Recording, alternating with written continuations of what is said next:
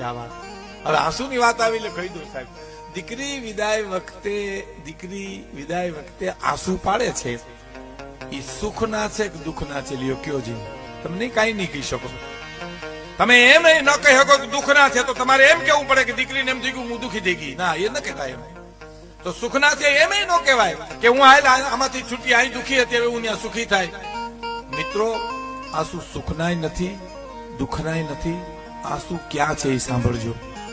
વવાર ગામમાં રંગારો રંગપુરો આવે અને આપણું આખું ઘર બેઠું હોય અને એક ઝાડવું ચિતરતો હોય, તો લીલા રંગના પાંદડા થઈ જાય, પછી જાંબલી કલરનું થોડ કરવું હોય ને, પછી તમે જો વાટકો પીછી બે ધોઈ નાખે છે.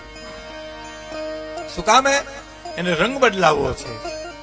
એમ દીકરી વિદાય વખતે એને રંગ બદલાવાનું ટાણું આવ્યું છે, એટલે આહુડાથી કાળજુ વિથરી નાખે છે, ધોઈ નાખે છે કે મારા પિયરના જે રંગ ચડ્યા, મારા બાપના, મારી માના, ભાઈ ભોજાઈના, એ રંગને હું ધોઈ નાખું ને હવે કોરી પાટી કરીને મારા સસુર પક્ષને આપી દઉં.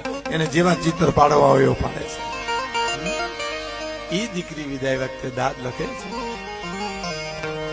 કે કાળ જાકે નો કટકો મારો ગાંઠથી છૂટી ગયો, કાળ જાકે નો